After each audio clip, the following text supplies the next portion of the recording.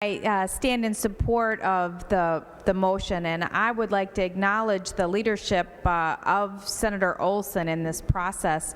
This has been a long and winding road.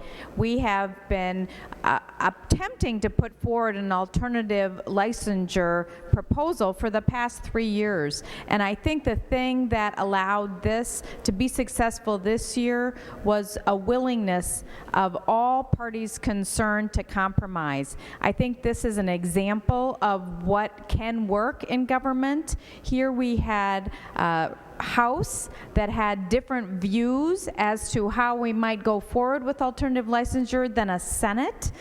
We in the Senate felt as though to have an alternative licensure policy, we really should have it not part of the traditional higher ed path, so that a alternative program really was an alternative program. Yet the House felt that there should be, in some cases, some connection, and that was the view of some of the members last year.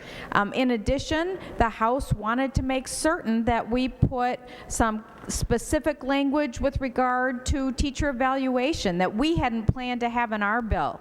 Well, after coming to some compromise between the House and the Senate, of course the governor, who deferred to the commissioner, also had some pretty significant concerns with our bill, and so that there began that process of give and take. And so I commend and appreciate the work of the governor's staff, in particular Commissioner Casilius. Commissioner Casilius is passionate about her responsibility and her commitment for each and every child in our schools to have an excellent and outstanding education, and so her concerns centered around oversight, making sure that we safeguarded those teachers in our classrooms. And so I think you'll find that the compromise language in the bill before you has the right balance. It says that if a program, after being in Minnesota, is not being effective, it gives the Board of Teaching the authority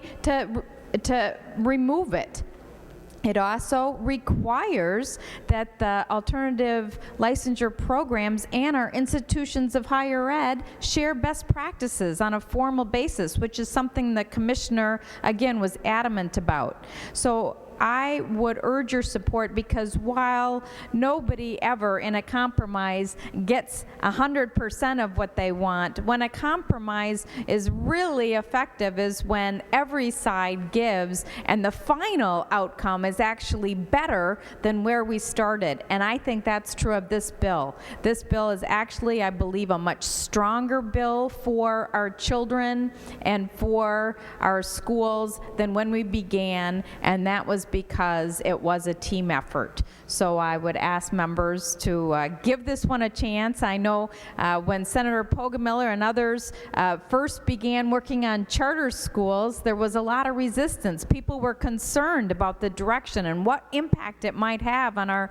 regular school community. And yet now we see that charter schools have flourished side by side with our regular public schools and have contributed greatly to the education of our children.